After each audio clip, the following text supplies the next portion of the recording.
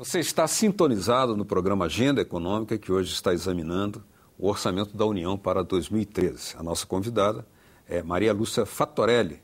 Ela é coordenadora da Auditoria Cidadã da Dívida. Participa do programa o jornalista Davi Emerick. Maria Lúcia, as receitas discricionárias, né?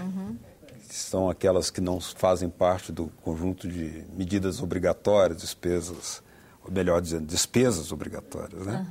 O Poder Executivo está estimando destinar 249,4 bilhões de reais para essas despesas discricionárias, envolvendo gastos com saúde, educação, PAC e também o Brasil Sem Miséria.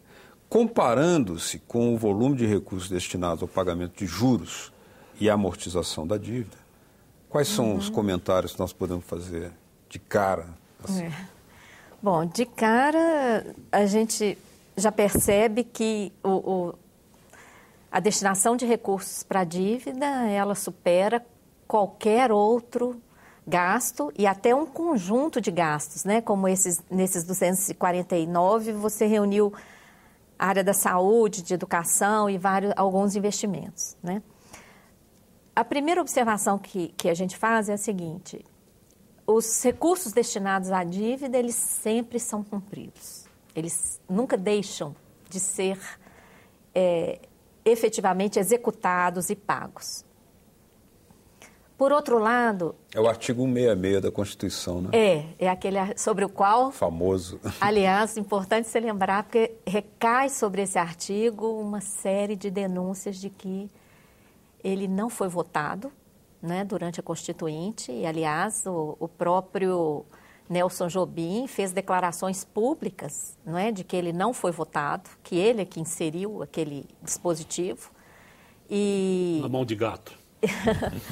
Ele mesmo declarou isso publicamente, né? Então, inclusive, recentemente, um apoiador nosso da Auditoria Cidadã entrou com uma ação no Ministério Público de São Carlos. Essa ação foi acatada e está aqui no Ministério Público Federal para análise. Em relação a esse artigo 166, que é importante falar para o público, todo e qualquer gasto, por exemplo, construir um hospital onde não existe hospital. É super importante. Merenda escolar. Merenda escolar, tudo qualquer coisa. Ser... Para que esse projeto, apresentado por um deputado ou senador, vá adiante, é preciso indicar a fonte de receita para esse gasto, exceto a dívida. Esse exceto a dívida é o tal dispositivo do artigo 166. Sacraliza o pagamento da dívida. Sacraliza o pagamento. Mas o que eu ia dizendo é que, enquanto esse pagamento da dívida é religioso, né, obedecido religiosamente, os demais pagamentos, eles sofrem contingenciamentos. Então, por exemplo, o Poder Executivo enviou para o Congresso o orçamento, a peça orçamentária para 2013. As duas casas do Congresso vão analisar essa peça, exceto os gastos com a dívida, que os parlamentares não podem sequer apresentar emendas em relação a isso.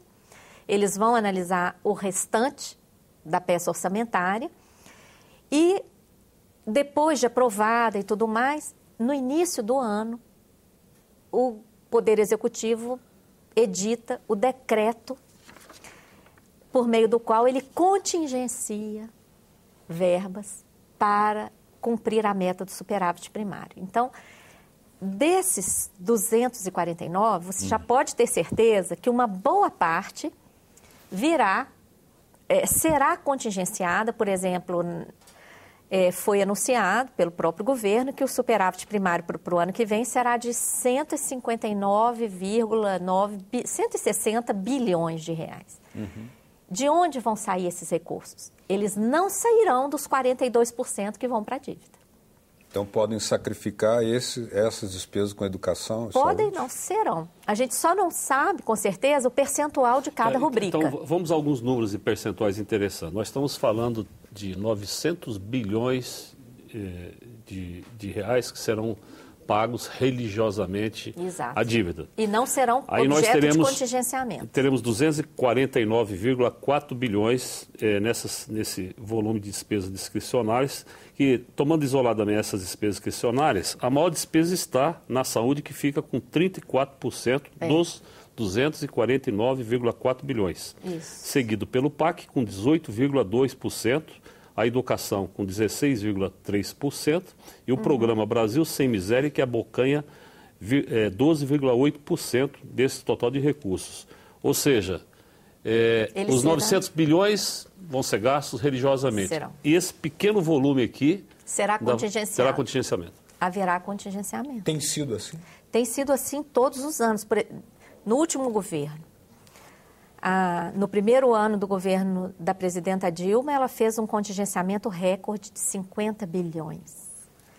Só a área do turismo, por exemplo, que eu sei por conta de uma comissão aqui da casa que analisou, sofreu um contingenciamento de 84%. Quer dizer, você inviabiliza totalmente o setor se você contingencia 84%, né? E todas as áreas, inclusive programas como o Bolsa Família, chegou a sofrer contingenciamento, né? O Bolsa Família, que é tão atacado pela grande mídia, né? A mesma grande mídia que não fala dos gastos com a dívida, né? E quando fala em dívida líquida, fala em juros reais, fala em tudo bem tratado, né? O Bolsa Família, ano passado, ele correspondeu ao gasto de menos de 9 dias de dívida. Da dívida? 9 dias? 9 dias. Nós fizemos um cálculo. Para o Bolsa Família, foram destinados pouco mais de 16 bilhões de reais. Nós gastamos mais de 2 bilhões por dia com a dívida. Contando, inclusive, fim de semana, contando os 365 dias, nós gastamos quase 2 bilhões em 2011. Foram 708 bilhões efetivamente gastos em 2011 com a dívida. Uhum. Isso aí significou mais de 2 bilhões, quase 2 bilhões por dia com a dívida.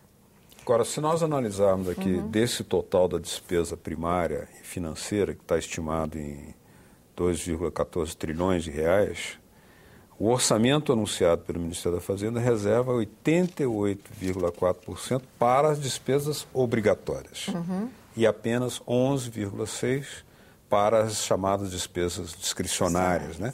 Quais são os fatores que interferem, a gente já viu que a dívida é um deles, para que essa seja a proporção estabelecida? É inevitável que fosse assim? Não, e essa questão também da obrigatoriedade, ela não é totalmente ruim. Por exemplo, a Constituição determina um percentual obrigatório para despesas com a educação. E isso, na minha avaliação, é uma conquista. E uma conquista que nem tem sido obedecida, haja vista a campanha nacional pelos 10% do PIB para a educação. Né? Esse orçamento de 2013, por exemplo, ele destina 1,4% do PIB para a educação. Apenas, em âmbito federal. Estados e municípios também têm que destinar parte dos seus orçamentos, né? Mas nós estamos muito longe dos 10% do PIB para a educação. Nós estamos destinando cerca de menos de 5% do PIB para a educação.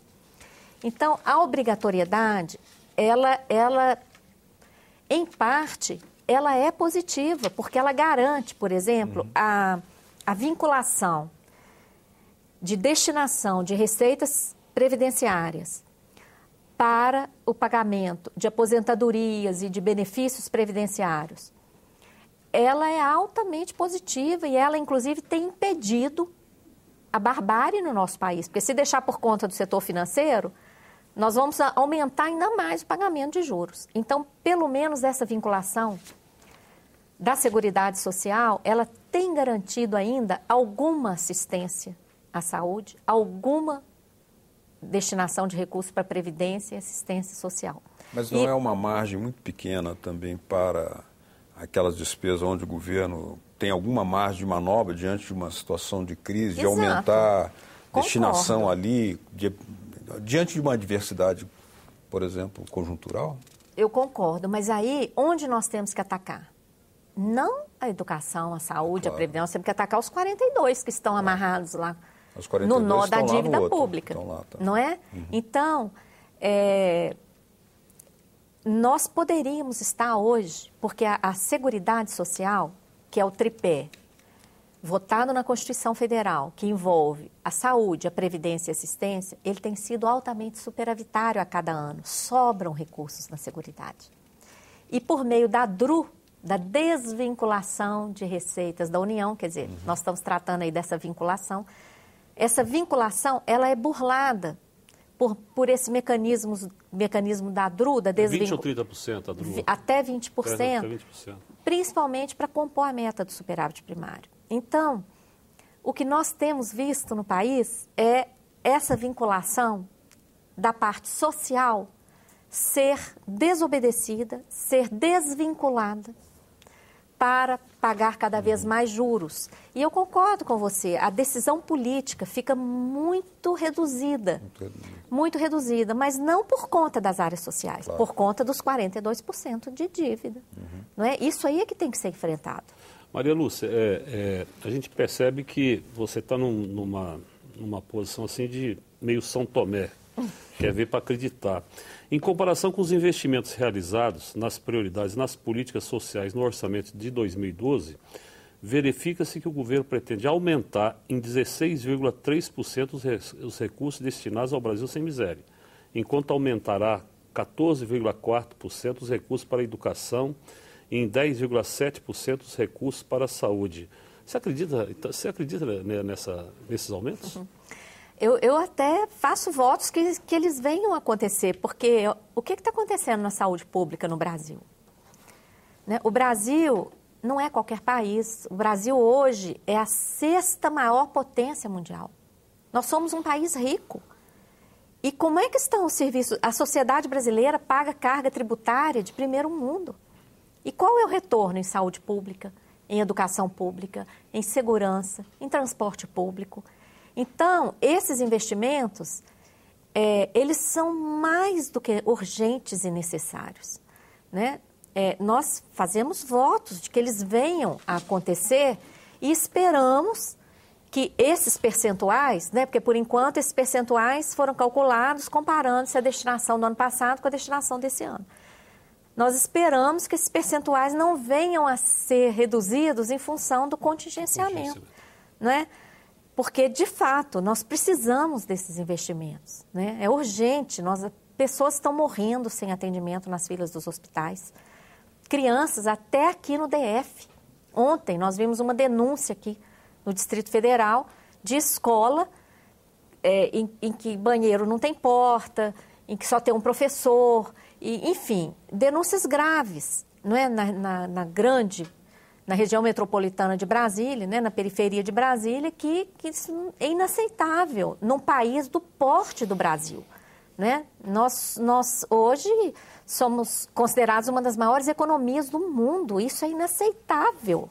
Agora, vamos examinar aqui o tema dos investimentos estatais, porque, segundo a peça orçamentária, para 2013, os investimentos da área fiscal, da Seguridade e das estatais são estimados em conjunto em 186,9 bilhões de reais. Desse montante, o PAC deve receber 126,3 bilhões de investimentos. Os orçamentos fiscais da Seguridade ficarão com 52,2 bilhões de reais, enquanto as estatais ficarão com 74,1 bilhões. Agora, comparando-se com a mesma rubrica de 2012, estima-se uma variação positiva de 8,9%. Mas tendo em vista que até agora o PIB tem sido baixo, foi baixo no ano passado, tem sido baixo nesse ano, alguns setores já admitem que esse será um ano difícil, de PIBinho, né? Como imaginar essa previsão de elevação dos investimentos, inclusive para as estatais? Pois é, isso aí já tem acontecido algum investimento via emissão de dívida para reforçar o BNDES e o BNDES faz investimentos e empréstimos, né? Isso aí a gente já verificou também.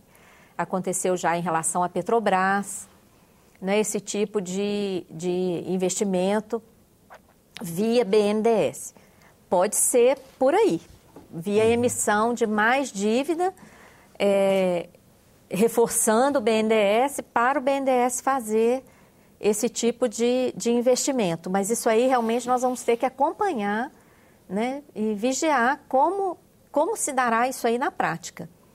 Porque, como falamos no início, né, as coisas têm que ser compatíveis. E o cenário de crescimento é que teria que ser compatível com esses números, né? Até o momento não foi anunciada nenhuma outra medida que viabilize esse montante de investimento de 12% num cenário de crescimento real de 2%, né?